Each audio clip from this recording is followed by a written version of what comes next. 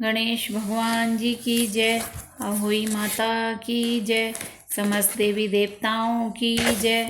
एक नगर में एक साहूकार रहता था। उसके 7 लड़के थे। एक दिन उसकी स्त्री खदाने में मिट्टी खोदने के लिए गई और ज्यों ही उसने जाकर वहां कुदाली मारी त्यों ही सेही के बच्चे कुदाल की चोट से सदा के लिए सो गए। इसके बाद उसने कुदाल को स्याहू के खून से सना देखा तो उसे सेही के बच्चे मर जाने का बड़ा दुख हुआ, परंतु वह विवश थी क्योंकि यह काम उससे अनजाने में हो रहा था। इसके बाद वह बिना मिट्टी लिए ही खेद करती हुई अपने घर आ गई और उधर जब से अपनी घुड़काल में आई तो अपने बच्चों को मरा हुआ देखकर नाना प्रकार से विलाप करने लगी और ईश्वर से प्रार्थना कि जिसने मेरे बच्चों को मारा है उसे भी इसी प्रकार का कष्ट होना चाहिए।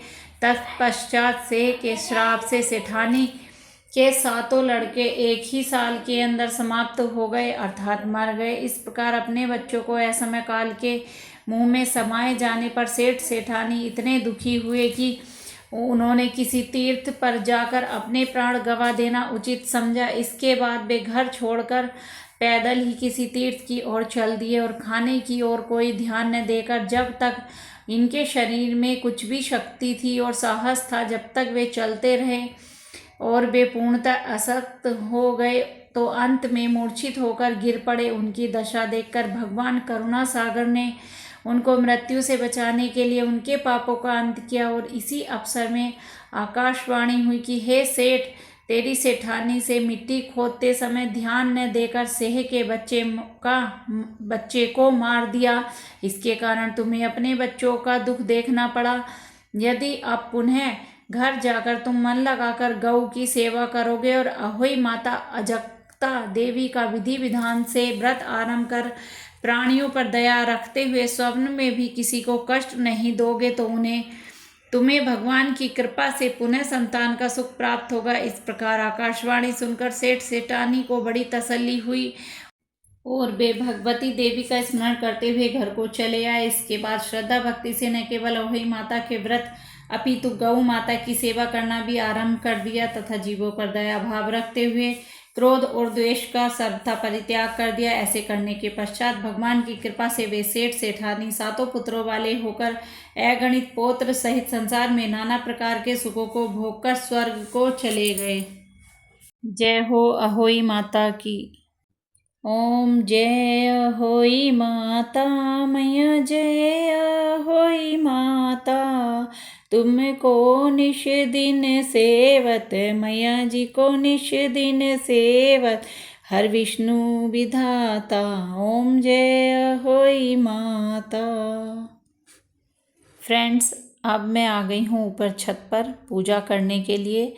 तो हमारे यहाँ ऐसा कहा जाता है कि जब आकाश में तारामंडल निकल आए, यानी कि तारे उदय होने लगें, आपको दिखाई देने लगें, उस समय पर अहोई की जो शाम की पूजा है वो की जाती है। उनको जल दिया जाता है, अर्घ दिया जाता है। उसके बाद ही आप अपना व्रत पूर्ण कर सकते हैं, व्रत खोल सकते हैं। और ये व्रत जो है बच्चों की दीर्घ आयु, उनके स्वास्थ्य के लिए, उनकी उन्नति के लिए, उनकी पढ़ाई लिखाई के लिए, इसमें सभी कुछ बच्चों से संबंधित होता है। बच्चों के लिए ये व्रत रखा जाता है। तो अपने बच्चों की दीर्घ आयु के लिए, उनकी संपन्नता के लिए ये व्रत किया जाता है। तो मुझे 1-2 तारे नज़र आ रहे हैं इस समय, ठीक मेरे सर के ऊपर दिखाई दे रहे हैं। तो मैंने कैमरे से दिखाने की भी कोशिश की है, लेकिन उसमें वो दिखाई नहीं दे रहे हैं, बहुत हल्के हल्के दिखाई दे रहे हैं। तो मैं अब कर रही हूँ पूजा। तो सबसे पहले मैंने उनको तिलक अर्पण किया। उसके बाद मेरे पास जो चावल थे और दूब घास थी वो अर्पित की। उसके बाद मैंने उनकी आरती की और आरती करने के बाद मेरे पास है फूल इसमें थाल में और मिठाई। तो उसके बाद मैं इनको फूल अर्पण करूँगी और मिठाई अर्पण करूँगी, मिठाई का भोग लगाऊँगी इनको। तो इस तरह से ये पूजा की जाती है। तारामंडल को देख के सब कुछ उनको चढ़ाया जाता है, भोग लगाया जाता है। इसके बाद मैं अपने बेटे की तिलक आरती कर रही हूँ। बेटी की भी तिलक आरती मैंने कर ली है। तो मैं दोनों बच्चों के लिए व्रत रखती हूँ। और जब से मेरी बेटी ने जन्म लिया है, मेरी बेटी आई है मेरे जीवन में, तब से मैं ये व्रत रखते हुए आ रही हूँ और अब मैं जल अर्पण कर रही हूँ, जल चढ़ा रही हूँ तारामंडल को। तो इस तरह से मेरा व्रत आज पूर्ण हुआ, मैंने पूजा कर ली है। और अक्सर ये कहा जाता है कि बेटे की माँ ही ये व्रत रखती है, लेकिन मैं इस चीज़ को नहीं मानती हूँ। जब से मेरी बेटी मेरे घर में आई है, मैंने तब से ही ये व्रत रखना शुरू कर दिया था, क्योंकि ये व्रत बच्चों के लिए रखा जाता है। माँ रखती है तो बेटी और बेटा दोनों एक समान। मैं तो अपने दोनों बच्चों के लिए ये व्रत करती हूँ, शुरू से करती आ रही हूँ। बेटा मेरा छोटा है, बेटी बड़ी है।